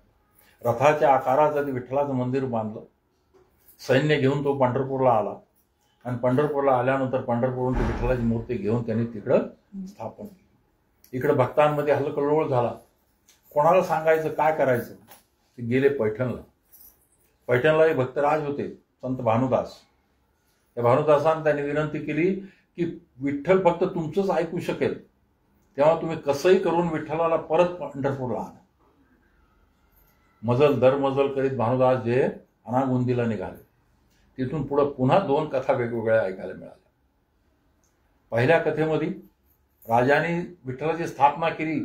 त्या स्थापना केल्यानंतर पूजा अर्चेसाठी पुजारी लावले. मंदिरावर लक्ष ठेवण्यासाठी सैनिकांची नेमणूक केली. दररोज शेजारती झाल्यानंतर मंदिर बंद व्हायचं, कुलप लावली जायची, त्याच्या पहाऱ्यावर सैनिक असायचे. याच्यामध्ये एकदा विठ्ठलाने कृष्णरायाच्या स्वप्नात जाऊन सांगितलं की बाबा रे, मी सामान्य जनांचा देव आहे, माझे भक्त मला दिसले नाही तर माझा जीव तळमळतोय, तेव्हा तू कसंही करून मला परत पंढरपूरला पाठव, पंढरपूरला ने. 2-3 वेळा स्वप्न पडलं. 2-3 वेळा स्वप्न पडलं. ज्या दिवशी हे अनागोंदीच्या पासून 2-4 कोसावर होते त्या दिवशी पण परत स्वप्न पडलं की उद्या माझा भक्त भानुदास तुझ्याकडे येईल, तेव्हा तू काही न बोलता विठ्ठलाची मूर्ती त्याला दे. इथून पुढे आता विठ्ठलाची मूर्ती त्याला हँडओव्हर करायची. त्याच्या आधी परत दुसरी कथा आपण घेऊ आणि विठ्ठलाची मूर्ती हँडओव्हर केला त्या ठिकाणी. दुसऱ्या कथेमध्ये असं सांगतात की ते हंपीला पोहोचले, अनागोंदीला भानुदास महाराज पोहोचले. त्यावेळी रात्र झाली. देवळाच्या समोर जाऊन उभे राहिले. देऊळ बंद झालेले, सगळे कुलप लावलेले, सैनिक उभे आहेत. यांनी जाऊन आर्तपणे विठ्ठलाला साथ घातली. बाबा, मी तुला भेटायला इतक्या दूरवरून आलोय आणि तू असा कुलपात बसलायस. अचानकपणे त्या सैनिकांना योग निद्रा आली. त्या मंदिराचे कुलप उघडले गेले, दारं उघडले गेले. ते आतमध्ये गेले. आतमध्ये गेल्यानंतर मूर्तीतला भगवंत बाहेर आला. भगवंत बाहेर आल्यानंतर भानुदासाला त्याने आपल्या गळ्याला धरलं, मिठी मारली. भानुदास त्याच्या रडायला लागला की बाबा, तू असा इकडे कसा आला? आम्हाला सोडून तू इकडे कुठे राहतोस? विठ्ठलाने त्याच्या पाठीवरून हात फिरवला. भानुदासा, काळजी करू नको, तू म्हणतोस तसं सगळं नीट होईल. तू दूरून आलाय, थकलायस, थोडी विश्रांती घे, उद्या सकाळी सगळं ठीक. त्याचे अश्रू पुसले. आपल्या गळ्यातली तुळशीची माळ जी होती विठ्ठलाने भानुदास महाराजांच्या गळ्यात घातली. ही भानुदास महाराज विठ्ठलाच्या भानुदास महाराजांच्या गळ्यामध्ये तुळशीची माळ घालता घालता त्या तुळशीच्या माळेला अडकून विठ्ठलाचा नवरत्नाचा हार पण त्यांच्या गळ्यात गेला. मग त्याला सांगितलं, तू जा आता विश्रांती घे, तू खूप दूर आलाय, तू म्हणतो तसं सगळं होईल, फक्त तू असं कर, उद्या सकाळी तुंगभद्रेमध्ये स्नान कर आणि तू माझ्याकडे भेटायला ये, पुढचं सगळं आपलं करू. मग ते बाहेर पडले. बाहेर पडल्यानंतर जसं आपण करतो, मंदिरातून बाहेर आल्यानंतर पुन्हा एकदा भगवंताचं दर्शन घेण्यासाठी मागं वळतून पुन्हा भगवंताचं दर्शन घ्यायला लागतो, तसं ते पुन्हा भगवंताचं दर्शन घ्यायला लागले. त्यावेळी त्या शिपायांची योगनिद्रा तुटल्या. देवळाला कुलप लागली, दारं बंद झाली, कुलप बंद झाली. त्या सैनिकांना काही कळलं नाही काय झालं. ते तिथून निघाले आणि थोडं विश्रांती घेऊन सकाळी ते ब्रह्ममुहूर्तावर तुंगभद्रेवर स्नानाला जायचे. त्याप्रमाणे स्नानाला गेले. इकडं पुजारी काकड आरतीसाठी आले. मंदिर उघडलं गेलं. काकड आरतीसाठी आलेल्या पुजाऱ्याला तुळशीच्या माळ्याची एवढी काय काळजी नाही, नवरत्नाच्या हाराची काळजी. त्याच्यावर नवरत्नाचा हार नाही म्हणल्यानंतर तो घाबरला. घाबरल्यानंतर भराभरा सगळीकडे बातम्या गेल्या. राजापर्यंत सगळी गोष्ट पोहोचली. राजाने आज्ञा दिली की चोराला ताबडतोब शोधा आणि शोधून त्याला ताबडतोब सुळावर चढवा. शोधाशोध सुरू झाला. त्यांच्या काय भानुदास महाराजांना त्या नवरत्नाच्या हाराचं काय हे नव्हतं. ते आपलं त्यांच्या नादामध्ये विठ्ठलाचं जे ध्यान करत आणि हे करत चाललेले, त्या स्नानासाठी ते गेलेले. त्या ब्रह्ममुहूर्तावर म्हणजे थोडंसं अंधार आहे, त्या अंधारामध्ये दूर होऊन सैनिकाला त्या ठिकाणी चमकला, तो नवरत्नाचा हार चमकला आणि त्याने तिथं आलं, पाहिलं आता गळ्यात नवरत्नाचा हार आहे. आता हा चोर आहे असं म्हणून त्यांनी त्याला पकडलं. भानुदास महाराजांना पकडलं. राजापर्यंत निरोप गेला की चोर पकडला गेलाय. राजाने पण फार विचार केला नाही, मला चोर पकडलाय, माझ्या आराध्याचा नवरत्नाचा हार चोरायचं धाडस त्यांनी केलंय, त्याला जे सुळावर चढवा. सुळावर चढणार सूर्योदय झाल्यानंतर सुळावर चढवण्याची तयारी झाली. त्यांना तरीही काही भीती नाही. हे आपल्याच नादामध्ये हे करतायत. सुळावर चढवण्यासाठी सूळ तयार झाला. सुळावर चढवण्यासाठी जसं त्यांना सुळाच्या पशी नेलं, त्या सुळाला पालव्या फुटल्या. त्या सुळाचे जे घनदाट टोकदार भाग होता तो वाकला. बाकी लोखंडाच्या सुळाला पालव्या फुटल्या. ही बातमी जेव्हा कृष्णरायाला समजली तेव्हा तो घाबरला की हा खूप मोठा भक्त असेल. म्हणून तो धावत आला, भानुदास महाराजांचे पाय धरले आणि पहिल्या कथेत जसं सांगितलं त्यांनी भानुदास महाराजांना मूर्ती दिली, तशी यावेळी पण त्यांनी भानुदास महाराजांच्या हातात मूर्ती दिली. आणि भानुदास महाराजांच्या हातात मूर्ती दिल्यानंतर भानुदास महाराज ती मूर्ती घेऊन पंढरपूरला निघाले. पंढरपूरला पोहोचले. या ठिकाणी पंढरपूरला तोपर्यंत ती बातमी समजली होती की भानुदास महाराज हे पांडुरंगाला घेऊन येत आहेत. त्यामुळे संपूर्ण पंढरपूर सडे घालून, रांगोळ्या काढून, गुढ्या तोरणं उभारून सजलं होतं. ज्यावेळी भानुदास महाराजांनी पंढरपुरात प्रवेश केला ती तिथी होती कार्तिक शुद्ध एकादशी, इसवी सन 1510. मग तिथल्या लोकांनी रथ सज्ज केला. भानुदास महाराजांना ती विठ्ठलाची मूर्ती घेऊन त्या रथामध्ये बसवलं. संपूर्ण पंढरपुराची प्रदक्षिणा केली आणि नंतर भानुदास महाराजांच्या हस्तेच ती मूर्ती, आज ज्या 4 खांबी आपण मंडप दिसतो 4 खांबी मंडपामध्ये ती विठ्ठलाची मूर्ती त्या ठिकाणी त्यांनी बसवली. त्यामुळं म्हणतात की भानुदास महाराजांनी, ते भानुदास महाराज कोण? एकनाथ महाराजांचे पंजोबा. आणि मगाशी मी जे रामचंद्र पंतांचा उल्लेख केला ते रामचंद्र पंत लाड आणि यांच्याच वंशामध्ये पुढे जाऊन नरहरी सोनारांचा जन्म. या ठिकाणी मग पंढरपूरचं त्या पुढून जे सुरू झालं. अजून एक आपण बघतो की आपण जयघोष करतो, पुंडलिक वरदा हरी विठ्ठल. पहिली गोष्ट तर तुम्हाला कल्पना आहे, पुंडलिकाला वर दिला म्हणून पुंडलिक वरदा. हरी कुठून आलं? विठ्ठल तर ठीक आहे, विठ्ठलही माहिती, हरी कुठून आलं? तर त्या ठिकाणी हरीचं म्हणजे विष्णूचं मंदिर होतं. ते विष्णूचं मंदिर नंतर पुरामध्ये वाहून गेलं, तुटलं.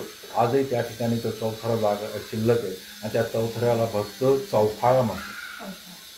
आणि तो हरी जो होता तो क्षेत्र देवता होती.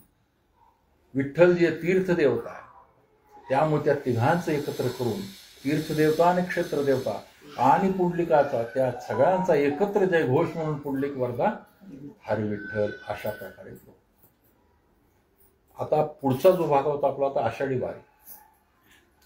3 शब्द आपल्याला ऐकू येतात. एक आहे वारी, दुसरी आहे दिंडी आणि तिसरी ती पालखी. 3 वेगवेगळ्या गोष्टी आहेत. वारी याचा शब्दशः अर्थ जर घेतला तर तो येतो एरझार, जाणं येणं म्हणजे वारी. पण आध्यात्मिक दृष्ट्या जर त्याचा अर्थ घेतला तर आपल्या इष्टदेवतेला एखाद्या विशिष्ट दिवशी प्रतिवर्षी दर्शन घेण्यात जाणं म्हणजे वारी. पुन्हा एकदा मी रिपीट करतो, आपल्या इष्टदेवतेचं एका विशिष्ट दिवशी प्रतिवर्षी दर्शन घेण्यात जाणं म्हणजे वारी. वारी कधीपासून चालू आहे? वारी ही वैयक्तिक संकल्पना आहे. 4-5 लोक मिळून जात असतील, परंतु वारी ही वैयक्तिक संकल्पना. पहिला वारकरी कोणाला म्हटलं जातं? भगवान शंकर. श्रीकृष्णाचा जन्म झाला त्यावेळी ते विष्णूचं बालरूप कसं असेल हे पाहण्यासाठी कैलासाहून साधूचा वेश घेऊन शंकर आले होते. यशोदेला त्यांनी विनंती केली, मला दाखव, कारण शंकराच्या रूपात ते येऊ शकत नाही. आणि तशीच अवस्था कैलासावर बसलेल्या शंकराची तेव्हा झाली जेव्हा कृष्णाने आपला विग्रह बनवून पांडलिकाला दिला. हा विग्रह कसा बनला असेल हे पाहण्याची शंकरांना इच्छा पूर्ण झाली आणि म्हणून शंकर पहिले दर्शन घ्यायला आले होते. म्हणून सगळ्यात पहिला वारकरी शंकराला समजला. आता ह्या वारीची जी प्रथा आहे ह्याची मागं जर आपण जात राहिलो तो खूप जुन्यापर्यंत सापडतो. जसं सांगितलं मगाशी की 5व्या शतकातला आपल्याला ताम्रपट मिळतो.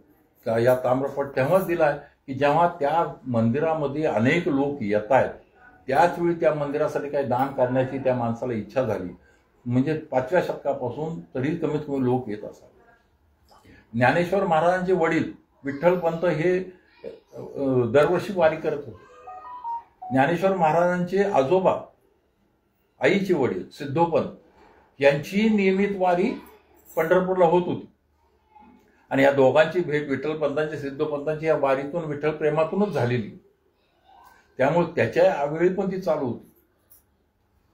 वारीच्या विषयी तुकाराम महाराज सांगतात, पंढरीची वारी नेते आमच्या घरी आणि की न करी तीर्थव्रत.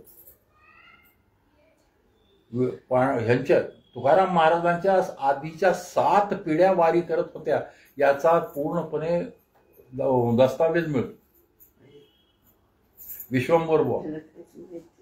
विश्वंभरा बुवांचे 2 मुलं हरी आणि मुकुंदा. त्यातल्या हरीचा मुलगा विठ्ठल, विठ्ठलचा मुलगा पदाची, पदाचीचा मुलगा शंकर, शंकरचा मुलगा कान्हया, कान्हयाचा मुलगा बोल्लोबा आणि बोल्लोबांचा मुलगा तुकाराम. अशा 8 पिढ्या. त्यातले बोल्लोबा ज्यांच्या 7 पिढ्या आधीपासून वारी चालली होती, त्यांनी विठ्ठलाला वर मागितला, विठ्ठलाला मागणं मागितलं की माझ्या घरी तुझा भक्त जन्माला येऊ दे. त्यातून त्या तुकाराम महाराजांचा त्या ठिकाणी तो वारी ही संकल्पना आहे की वैयक्तिकरित्या तुम्ही जाता. मग तुम्ही कसे जाता, पायी जाता, तुमच्या वाहनाने जाता, कसे जाता, पण त्यातलं सातत्य, त्यातला नियमितपणा महत्वाचा आहे. नियमितपणा जर नसेल तर ती यात्रा आहे, ते देवदर्शन आहे. तुम्ही एखाद वेळी पंढरपूरला गेला ती वारी नाही, ते काय देवदर्शन आहे, बाकी काय. या पुढं मग दुसरा भाग येतो तो दिंडीचा. जेव्हा ज्ञानेश्वराच्या काळामध्ये जेव्हा हे सगळे संत मंडळी जमा झाली तेव्हा ज्ञानेश्वरांचंही नाव झालं. त्यानंतर हे जे संत होते या संतांबरोबर इतर लोकही त्यांच्याबरोबर येऊ लागले. आणि जसे त्यांच्याबरोबर लोक येऊ लागले ग्रुप बनला, मोठा जथ्था बनला. त्या जथ्था बनल्यानंतर ते जाताना आपल्याबरोबर आपल्या आराध्याची मूर्ती घेऊन जाऊ लागले. त्या मूर्तीची रस्त्यात पूजा व्हायला लागली. जाताना जे जे संत होते त्या संतांचे अभंग किंवा इतर गाणे गात गात ते जायला लागले. त्यातून दिंडी सुरू झाली. पालखी कशी सुरू झाली तर फाल्गुन वद्य द्वितीया तुकाराम बीज, तुकाराम महाराजांचं वैकुंठ गमन झालं. त्यानंतर आलेल्या आषाढी वारीच्या वेळी तुकाराम महाराजांचे धाकटे चिरंजीव नारायण महाराज या बाकी दिंड्या आपापल्या पद्धतीने सगळे जात होते. त्यांनी सगळ्या दिंड्यांना निरोप दिले की तुम्ही सगळेजण देहूला या. आणि सगळेजण देहूला आलात की आपण इथून सगळे एकत्र जाऊ. त्या दिंडींनी सगळ्यांनी होकार दिला. होकार दिल्यानंतर त्यांनी एक पालखी सजवली. त्या पालखीमध्ये तुकाराम महाराजांच्या पादुका ठेवल्या. त्या दिंड्या आणि ती पालखी घेऊन ते आळंदीला गेले.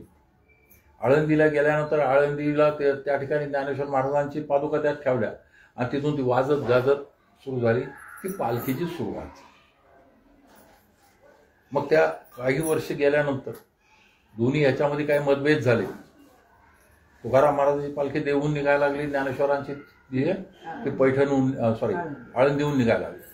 पण आळंदीहून निघताना ज्ञानेश्वर महाराजांच्या पालखीची सुरुवातीला काय होतं की ज्ञानेश्वर महाराजांच्या पादुका एका कपड्यामध्ये बांधून ते कपडं ते फडकं जे बांधलेले त्या पादुका डोक्यावर घ्यायच्या किंवा गळ्यात बांधायच्या आणि अशा पद्धतीने चाललं. याला आत्ताच रूप दिलंय त्याची पण एक कथा.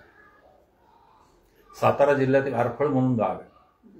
या आरफळ गावाचे हैबती पवार देशमुख होते, पाटीलकी होती गावाची. परंतु रांगडागडी सैन्याची आवड म्हणून ग्वाल्हेरचे अलिजा बहादूर शिंदे यांच्या पदरी त्यांनी सैनिक म्हणून हजर झाले. आपल्या पराक्रमावर सरदारापर्यंत पोहोचले. घरामध्ये विठ्ठल भक्ती होती, ज्ञानेश्वर महाराजांची भक्ती होती. त्यामुळे त्यांना हरिपाठ वगैरे सगळं पाठ होते. ज्ञानेश्वराचे अभंगही पाठ, ते गवळ्या पाठ होत्या. आणि याच्यामध्ये पुढं पैसा भरपूर मिळाला. एकदा ग्वाल्हेरवरून काही सैनिकांना बरोबर घेऊन पैसा अडका घेऊन ते आरफळला निघाले, आपल्या गावी निघाले. सातपुडाच्या डोंगरामध्ये आल्यानंतर काही दरोडेखोर भिल्लांनी त्यांच्यावर हल्ला केला. त्या दरोडेखोर भिल्लाने हल्ला केल्यानंतर ह्यांचे जे सैनिक होते ते कमी पडले आणि त्यांनी त्यांचं सगळं दहन, संपत्ती सगळी हिसकावून घेतली आणि हैबत पवारला एका गुहेमध्ये त्यांनी ठेवून दिलं आणि त्या गुहेच्या तोंडावर त्यांनी एक मोठा दगड लावला. एक आठवडा गेला, त्याला ना ते गुहेवरचा दगड काढलाय, ना त्याला काही अन्न पाणी दिलंय, ना काही केलंय. इकडं त्या भिल्लाचा जो नायक होता त्या नायकाला मुलगा झाला. त्याच्या आधी त्याला मुलीच झाल्या होत्या. आता इतक्या दिवसांचा मुलगा झाला म्हणून खूप मोठा जल्लोष झाला, आनंद झाला. आणि त्या आनंदाच्या भारत त्याने सांगितलं, अरे म्हणे ते ह्याच्यामध्ये गुहेमध्ये आपण एकाला ठेवलंय, मी याला बिला का बघा, जिवंत आहे का बघा. ते उघडलं, त्यांनी त्याच्यावर जो दगड काढला तर हैबती बाबांचं हरिपाठ चालू होतं. हरिमुखे म्हणा, हरिमुखे म्हणा, पुण्याची गणना कोण करी, याप्रमाणे चालू होतं. त्या आतून त्या ह्याचे सूर आल्यानंतर ह्यांना जाणवलं की हा तर कोणतरी साधू असावा. आणि दाढी वाढलेली, 7 दिवस अन्न नाही, पाणी नाही, अशा अवस्थेमध्ये कृष्ण काय झालेली आहे, दाढी वाढलेली आहे. एक वेगळंच रूप त्यांना दिसलं. आणि ते रूप पाहिल्यानंतर त्या नायकाच्या बायकोला काय वाटलं कोणास ठाऊक. ती आपल्या नवऱ्याला म्हणली, अहो आपल्याला आधी मुलीच झाल्या, या साधूच्या आशीर्वादामुळेच आपल्याला मुलगा झाला. त्याला एकदम उपरती झाली नायकाला. त्यांनी त्यांना बाहेर काढलं, नाहू माकू घातलं, खाऊ पिऊ घातलं. त्यांचं जेवढं धन घेतलं होतं ते सगळं त्यांना दिलं. त्याच्याबरोबर आपली लोक दिले, आणि तू तुझ्या ह्याच्यात जा. ते निघाल्यानंतर सगळ्यात पहिला मनात त्यांचा विचार आला की माझी जगण्याची काहीही शक्यता नव्हती. मला जगवलंय ते केवळ ज्ञानेश्वर माऊली. मला सगळ्यात आधी त्यांच्या समाधीचं आळंदीला जाणं, त्याच्या समाधीवर डोकं ठेवणं. आणि त्याप्रमाणे ते तिथून निघाले आणि आळंदीला आल्यानंतर आळंदीला त्यांनी समाधीवर गेले. जसं डोकं ठेवलं ठसा रडायला लागले. आणि त्यांनी सांगितलं तर आरफळ बिरफळ काय नाही, माझं पुढचं सगळं जीवन आळंदीचं. आणि मग ते आळंदीतच ते राहिले. त्या मंदिरा परिसरातले, समाधीच्या परिसरातले झाडलोट करावी, साफसूफ करावं, लोकांना व्यवस्थितपणा करावं. हळूहळू त्यांचा हैबती बाबा झाला. हैबती बाबा झाल्यानंतर त्यांच्या शब्दाला मान आला. पण त्यांच्या मनामध्ये एक खंत होती की एवढा हा योग्यांचा राजा, याची पालखी नाही, ह्याच्या पादुका गळ्यामध्ये घालून किंवा डोक्यावर घेऊन जावं लागतंय, ह्याला कुठलंही राजसी थाट मिळत नाही, हा कसा मिळत. सरदार होते, आधी सरदार होते, आता जरी सोडला असं. त्यामुळे त्या काळातले इतर जे सरदार होते यांच्याशी ओळखी होत्या. त्या ओळखीप्रमाणे त्यांनी बोलणी केली. औंधचे पंतप्रतिनिधी, औंधमधलं पुण्यातला औंध नाही, सातारा जिल्ह्यातला औंध, त्या सातारा जिल्ह्यातल्या औंधमधल्या पंतप्रतिनिधीशी बोलणं केलं. त्यांनी ज्ञानेश्वर महाराजांच्या पालखीसाठी अश्व, बैल, पालखी आणि पालखीच्या खर्चासाठी काही पैसे द्यायचं मान्य केलं. आणि त्यावेळी पहिल्यांदा ज्ञानेश्वर महाराजांची पालखी थोडे राजसी थाटात बाहेर पडली.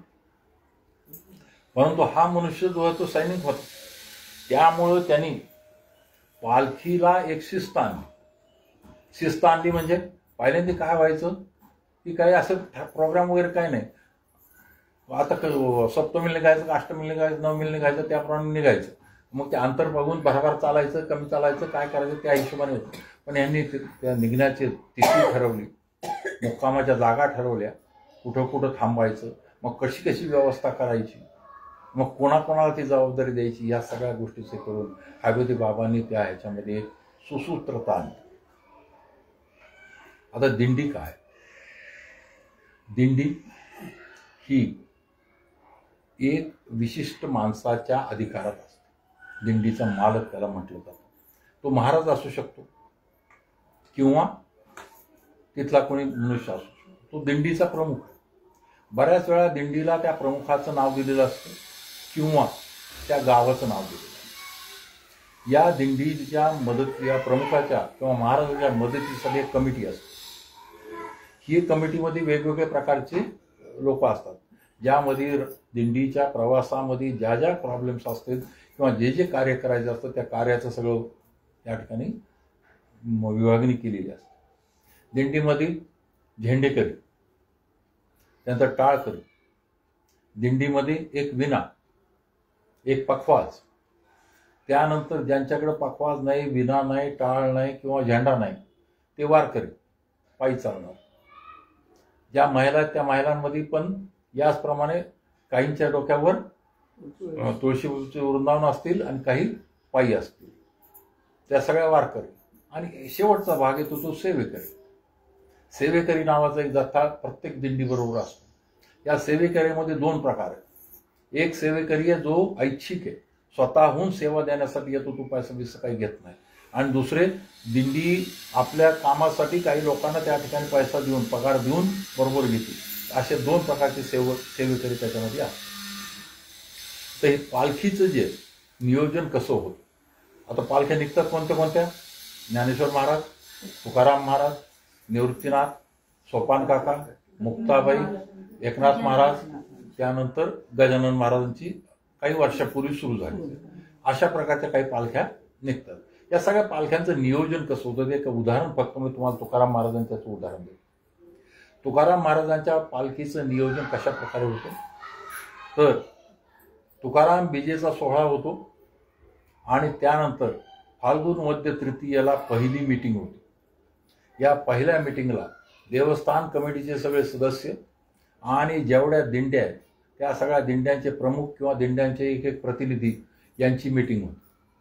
त्या मीटिंगमध्ये सगळ्यात आधी मागच्या वर्षी काय काय प्रॉब्लेम आले आणि त्याच्यावर उपाय काय करायचा. प्रॉब्लेम दोन प्रकारचे असतात. एक तात्पुरता प्रॉब्लेम आहे आणि एक ज्याला सोल्युशन जे पुढं खूप खूप वेळ काळ लागणारे असेल. त्या दोन्ही प्रॉब्लेमचा पहिला विचार होतो. त्यानंतर नवी दिंडीसाठी कोणाचा अर्ज आला असेल, नवी दिंडी सामील होण्यासाठी कोणी तयार, कारण दरवर्षी दोन चार दिंड्या नव्या सामील होतात, तर त्याला असेल त्याच्यावर निर्णय होतो. त्याच्यानंतर प्रोग्राम बनतो.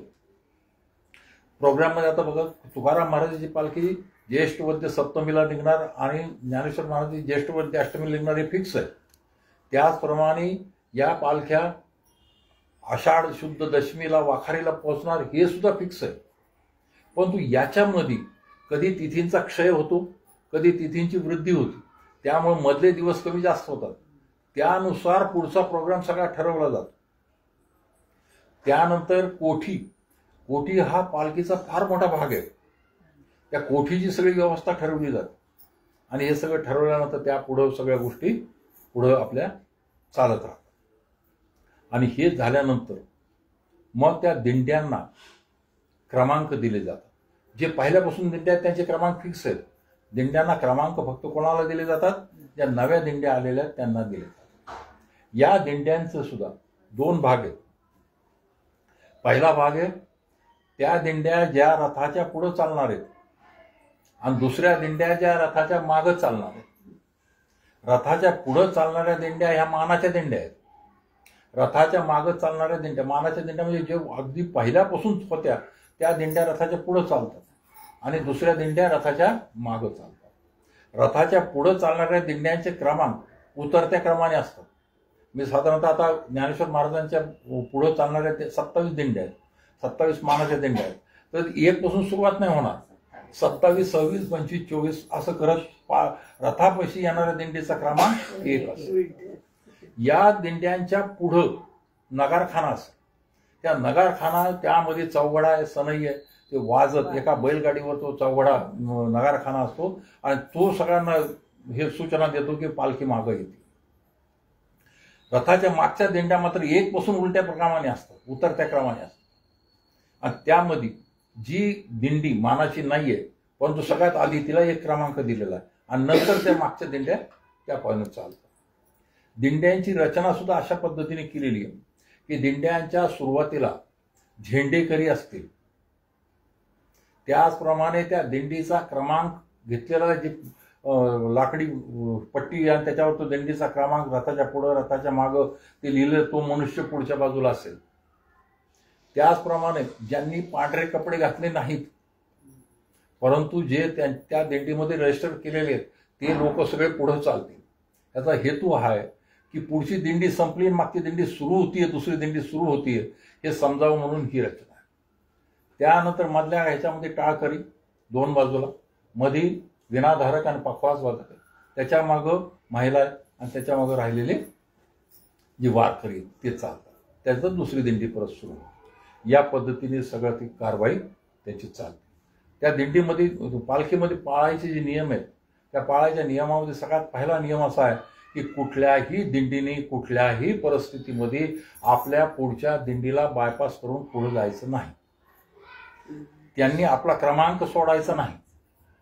दुसरी गोष्ट, विसावा असो किंवा मुक्काम असो, ज्या ठिकाणी तुम्हाला जागा दिलेली आहे त्याच ठिकाणी ती दिंडी जाईल. बसण्यासाठी सुद्धा, रिंगणासाठी सुद्धा ही हे, चाहे उभं रिंगण असो किंवा गोल रिंगण असो, प्रत्येक दिंडीची जागा दिलेली, त्याचे सगळं आधी त्यांना नकाशे वगैरे सगळे दिले जातात. तिथंच त्यांनी बसायचे, तिथंच जायचं, इतर ठिकाणी जायचं. या पालखीमध्ये किती लोकशाही पद्धतीने काम चालतं याचं अजून एक उदाहरण आहे, फार सुंदर उदाहरण आहे.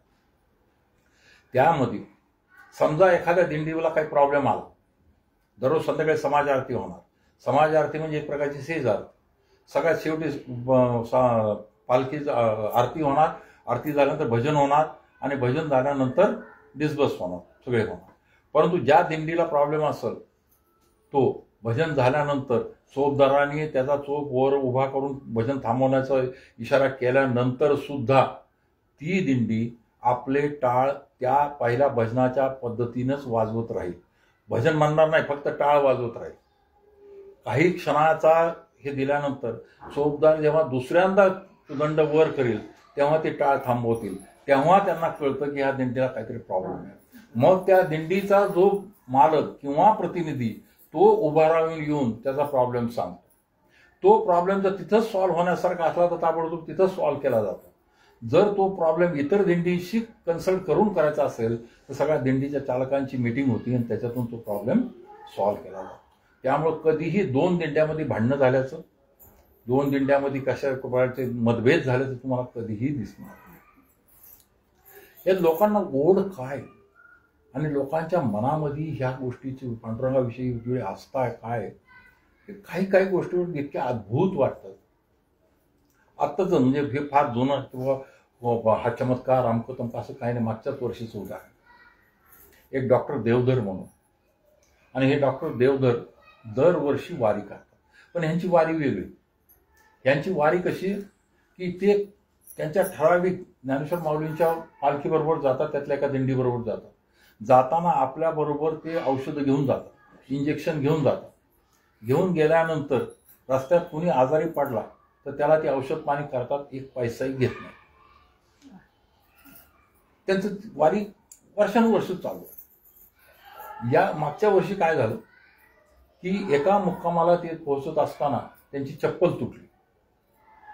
चप्पल तुटली, आता दुसरा काय पर्याय नाही किंवा जोपर्यंत मुक्कामाला पोहोचत नाही, गाव आल्याशिवाय चप्पल दुरुस्त होणार कशी, चाललेत तसेच. विसावा आला.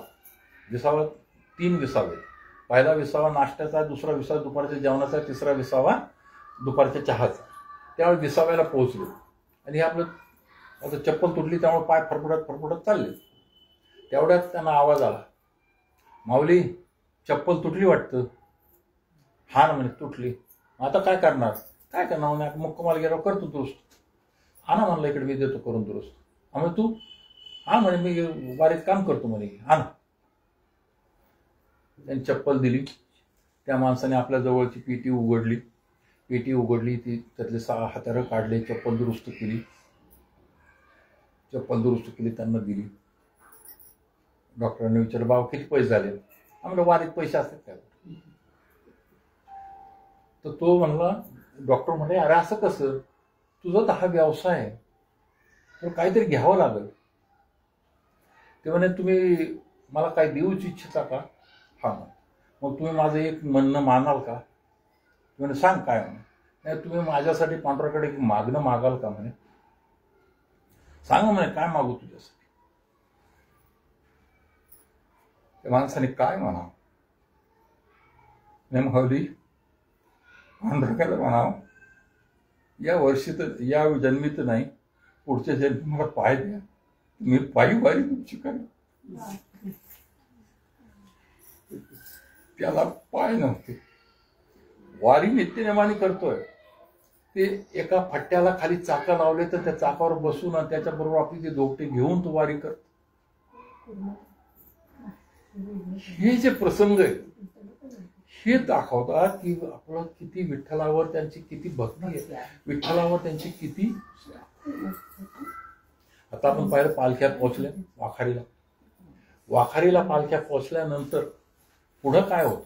बहुतेक वेळा आपण समजतो वाखारीला पालखी पोहोचल्या ते संपलं, पण त्याच्या पुढचा जो सोहळा आहे आजचा दशमीचा, काय तू घे. मुक्ताई आदिमाया, आदिमायाची पालखी दशमीला नाही नवमीलाच पंढरपुरात होती आणि दशमीला बाकी संत मंडळी वाखारीला पोहोचतात. वाखारी आणि पंढरपूर याच्यामध्ये अंतर आहे बरंच. आणि मग दशमीला पंढरपुरामधून मुक्ताई आणि नामदेव या संतांच्या स्वागतासाठी आणि भेटीसाठी वाखारीला येतात. संत भेट होती तिथं. वर्षभर भावाची भेट नाही, तिन्ही भावांची भेट नाही. त्या ठिकाणी मुक्ताईला पहिल्यांदा तिन्ही भावांची भेट. आणि या हा भेटीचा सोहळा दिवसभर चालतो. आणि त्याच्यात वर्णन केलं की या भेटीमध्ये नामदेव महाराज आणि मुक्ताई आणि बाकी संतही इतके गुंगून जातात की त्यांना पंढरपूरला जायचं सुद्धा लक्षात राहत नाही. म्हणून हे काम ज्ञानेश्वर महाराजांच्या पालखीच्या चोपदाराला दिलंय की तू आठवण करून द्यायची की पंढरपूरला जायचंय. आणि मग त्या चोपदाराने आठवण करून दिल्यानंतर त्या पालख्या पंढरपुराकडे मार्गस्थ होतात. पण त्याच्यातही बघा वर्षानुवर्ष कशा पद्धतीने हे लोक करतायत. सगळ्यात पहिली पालखी निघती ती तुकाराम महाराजांची. वाखार येऊन पंढरपूरला जायला तुकाराम महाराजांची पालखी, त्यामागे एकनाथ महाराज, एकनाथ महाराजांच्या मागे निवृत्तीनाथ, निवृत्तीनाथांच्या मागे सोपान काका, आणि सगळ्या शेवटी बाहेरून आलेल्या मध्ये ज्ञानेश्वर माऊलीची पालखी निघते. त्याच्या मागे भावाबरोबर निघालेली मुक्ता जी त्यांच्या स्वागतासाठी आली ती निघते. त्याच्यानंतर निघती ती सगळ्या शेवटी नामदेव महाराज. आणि हे सगळे त्यांना घेऊन पंढरपुरात जातात. पंढरपुरात गेल्यानंतर प्रत्येक जण आपापल्या मुक्कामाला जातात. सोहळा संपत नाही. दशमी संपली, दशमीला मुक्कामाला पोहोचले. एकादशी उद्या सकाळी सगळ्यात आधी या सगळ्या पालख्या चंद्रभागेच्या स्नानाला येतात. आणि त्यानंतर सगळ्यात आधी गजानन महाराजांची पालखी, आणि त्यानंतर मगाशी जो क्रम सांगितला तुकाराम महाराज, एकनाथ महाराज, निवृत्तीनाथ, सोपान काका, ज्ञानेश्वर माऊली, मुक्ताई आणि नामदेव महाराज यांच्या पालख्या नगर प्रदक्षिणेसाठी निघतात. ज्याप्रमाणे आपल्या इकडं गणपतीची मिरवणूक होती त्याच्यामध्ये आपण बघतो की सुरुवातीला कसबा पैठण असे 5 जे तसे ह्यांचे सुद्धा ते मान आहेत. आणि त्या मानाप्रमाणे ह्या पालख्या एकादशीला रात्री 10-11 वाजेपर्यंत नगर प्रदक्षिणा करतात. एक एक पालखी करतील, ती गेल्यानंतर त्या मागे दुसरी पालखी जातात. सांगतात की ज्ञानेश्वर महाराजांच्या पालखीला नॉर्मली रात्री 8 वाजता ती जागेवर प्रदक्षिणेसाठी निघते. पालख्या झाल्या, अजूनही सोहळा संपलेला नाही. त्या दिवशी त्यांच्यापैकी कोणी दर्शनालाही आलेलं नाही. सगळ्यात शेवटी रात्री चरण भेट होती. याच्यात अजून एक महत्वाची गोष्ट आहे की रात्री 12च्या पुढे चरण भेट आहे संतांची. सगळ्या पादुका त्या विठ्ठलाच्या चरणी जाऊन दर्शन घेतात. विठ्ठल जागा आहे कधीपासून? आषाढ वद्य पंचमीपासून विठ्ठल, आषाढ शुद्ध पंचमीपासून विठ्ठल जागा आहे. किती सुंदर कल्पना किंवा सुंदर गोष्टी केलेल्या आहेत. त्या विठ्ठलाला दिलेला जो लोड आहे तो पंचमीला काढून घेतला जातो. त्याचा पलंग काढून घेतला जातो. शेजारती बंद होती, काकडा आरती बंद होती, कारण तो जागाच आहे. तर झोपवायचंच नाही त्याला, तर त्याला झोपवण्यासाठी शेजारती कशाला? झोपला नाही तो उठवायचं नाही, तो काकड आरती कशाला? आणि तो पांडुरंग जो आहे भक्तांना 24 तास दर्शन देतो. त्यानंतर पालख्या ज्या आहेत द्वादशी, त्रयोदशी, चतुर्दशी अशा 3 दिवस पंढरपुरात आपापल्या मुक्कामाला राहतात. प्रत्येक ठिकाणी कीर्तनं भजनं चालू असतात. त्या पौर्णिमा आहे, पौर्णिमा आल्यानंतर काल्याचा दिवस. काल्यामध्ये एकनाथ महाराजांची पालखी सोडून बाकी सगळ्या पालख्या तिथून गोपाळपुराला जातात. गोपाळपुराला जाऊन त्या ठिकाणी प्रत्येक पालख्यांचे काल्याचे कीर्तन होतात. प्रसाद काय वाटला जातो? चुरमुरे. फार कारण हा देवच सामान्यांचा आहे, हा देवच गोरगरिबांचा आहे. त्याप्रमाणे काल्याचं कीर्तन होतं, काल्याचं हे होतं. आणि त्यानंतर रात्री काल्याचे कीर्तन झाल्यानंतर रात्री हे सगळे संत पुन्हा पांडुरंगाला भेटायला येतात, निरोप घ्या. पुन्हा त्यांची सगळ्यांचा निरोप पांडुरंग घेतो आणि त्यानंतर ह्या पालख्याच्या आपापलं मार्गस्थ होण्याची वेळ येते. पण पांडुरंग झोपला नाही पौर्णिमेला. पौर्णिमेला रात्री हे सगळ्या संतांचं चरण दर्शन झाल्यानंतर पांडुरंगाची पालखी निघती नगर प्रदक्षिणेला पौर्णिमेच्या रात्री. का निघती? ते या सगळ्या गर्दीत माझा कुठला भक्त माझं दर्शन घ्यायचं राहिला असेल तर मीच त्याच्याकडे जातो असं म्हणून तो सगळ्यांचे दर्शन देण्यासाठी नगर प्रदक्षिणा. संतांचं काला पौर्णिमेलाच झाला, पांडुरंगाचा काला झाला नाही. पांडुरंगाचा काला होतो आषाढ वद्य प्रतिपदेला. त्यासाठी ठिकाणही ठरलेलं आहे. त्याला काल्याचा वाडा म्हणतात. महाद्वाराच्या बाहेरच्या बाजूला तो काल्याचा वाडा आहे. त्या काल्याच्या वाड्या महाद्वारामध्ये पांडुरंगाकडून काला होतो. बाकी ठिकाणी आपण बघितलं संतांच्या काल्यामध्ये काल्याची कीर्तनं होतात. पांडुरंगाच्या काल्याच्या यातून कीर्तन होत नाही, तिथं भजनच होत. काल्याचं भजनच होतं फक्त त्या वाड्यात. आणि त्याच्यातही कसं आहे की त्या काल्यासाठी विठ्ठलाच्या पादुका घेऊन हरिदास या घराण्याकडं जे पिढ्यानं पिढ्या तो मान आहे, ते आपल्या डोक्यावर पांडुरंगाच्या पादुका घेऊन येतात आणि नंतर इकडे भजन होतं. आणि असं सांगतात आजही या काळातही जो तो काल्याच्या पांडुरंगाच्या पादुका घेऊन येतो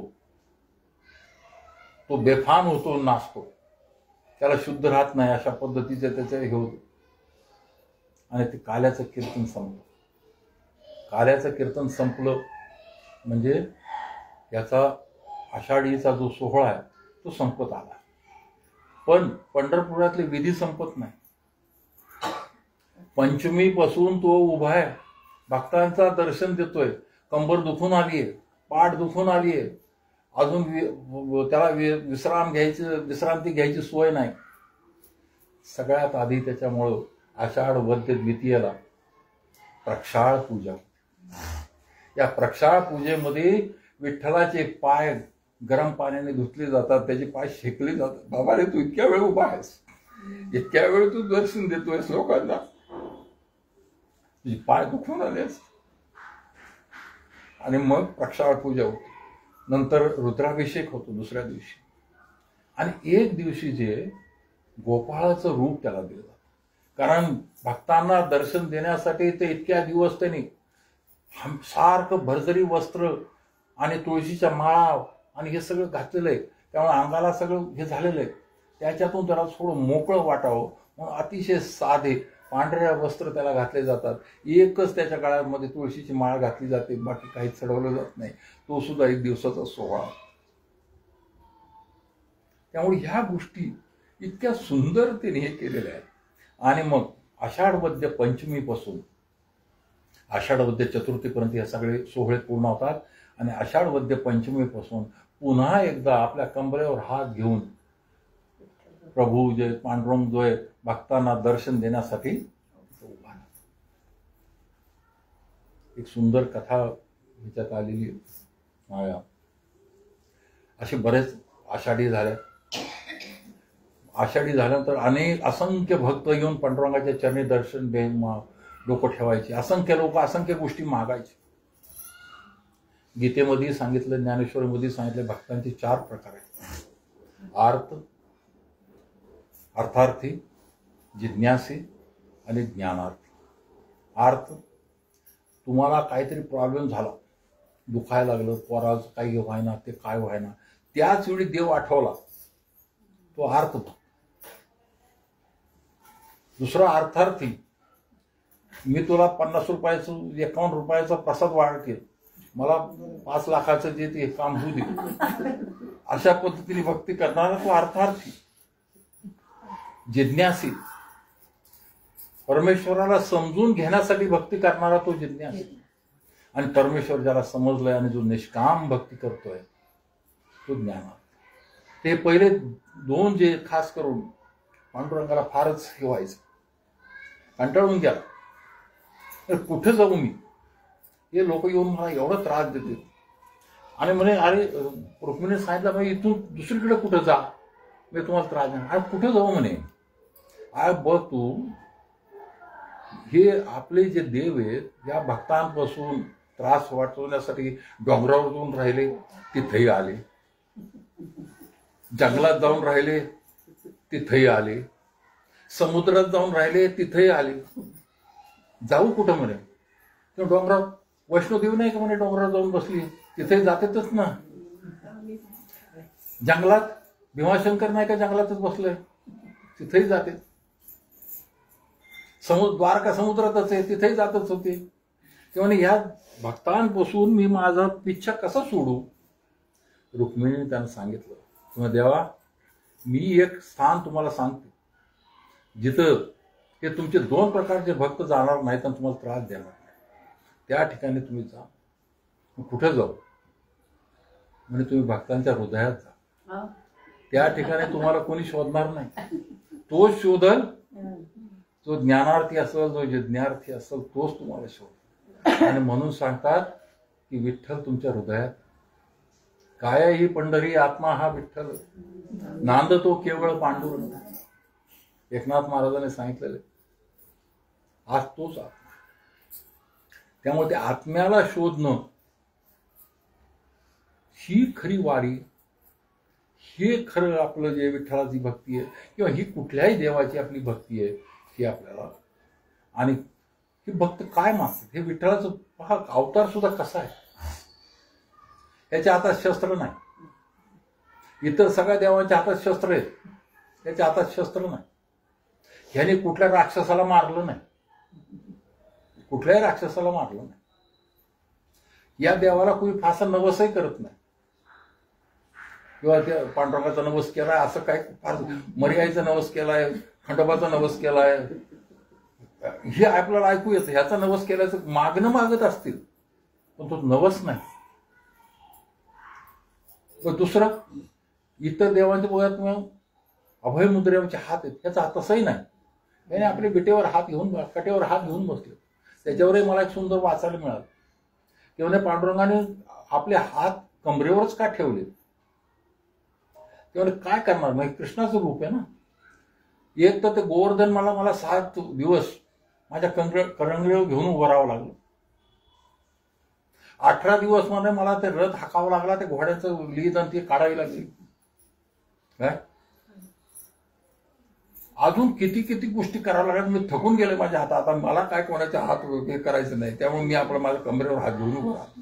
काय करत नाही काय तुम्ही बघा.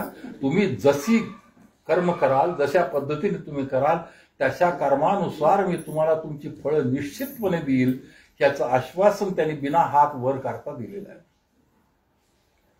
याची भक्त मागतात तरी काय.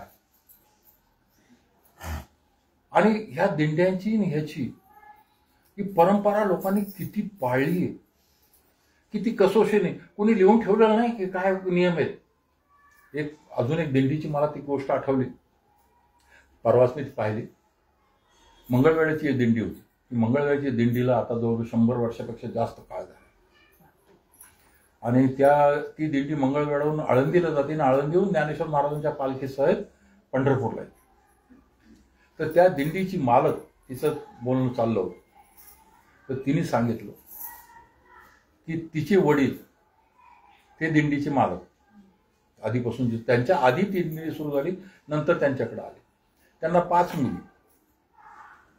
त्याला चिंता की माझ्यानंतर ही दिंडी कोण चालवल.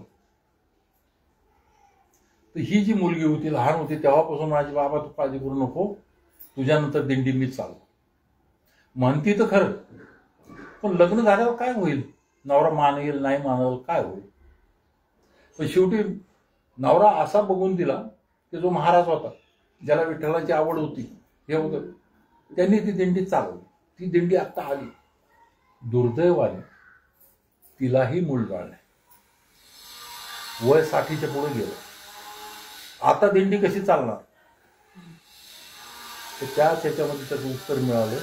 तिची थोरली बहीण आहे, तिचा मुलगा पुढे आला, मी ही दिंडी चालव. आणि तो महाराज आता त्या जी मालक आहे तिचे मिस्टर त्याचे मालक आहेत, पण हा त्यांच्याबरोबर आता आहे आणि त्यांच्यानंतर हा दिंडी पुढे चालवणार आहे.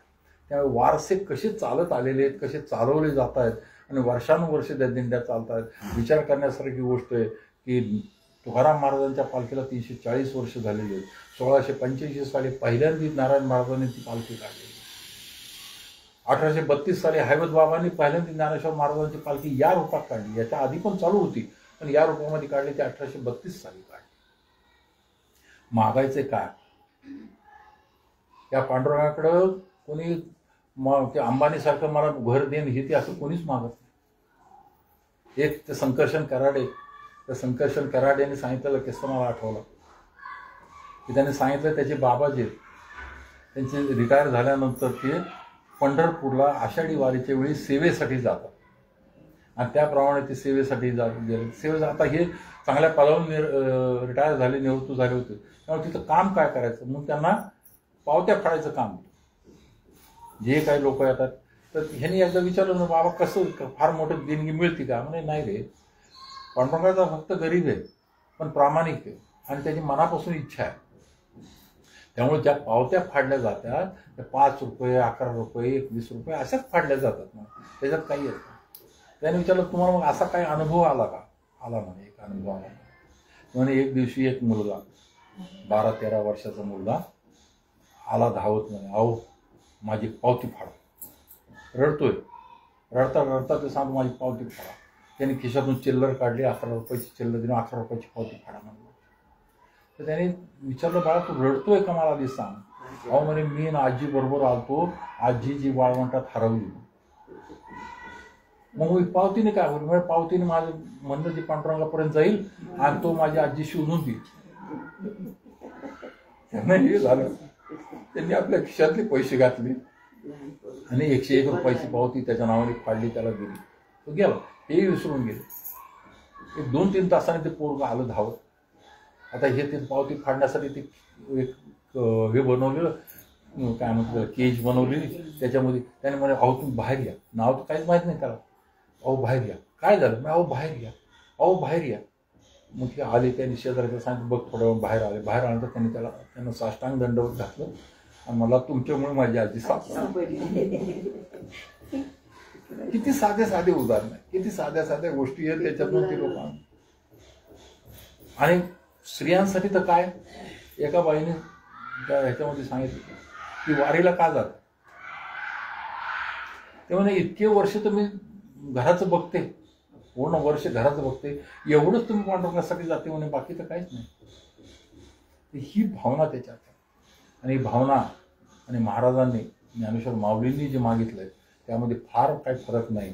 म्हणून ते आपण म्हणून समाप्त करू. आता विश्वात्मके देवे येणे वाग यज्ञ प्रोत्साहे दोषोनिमत द्यावे सायदाने जे कांची नमकटी सांडो करा सत्कर्मी रती वाढो भूता परस्परे जडो मैत्रजीवांचे दुःखांचे तिमिर जावो विश्वस्वधर्म सूर्ये पावो जो देवांची ते राहो प्राणी जात स्थळ मंगळी ईश्वर निष्ठांची नांदी आळी अनवरत भूमंडळी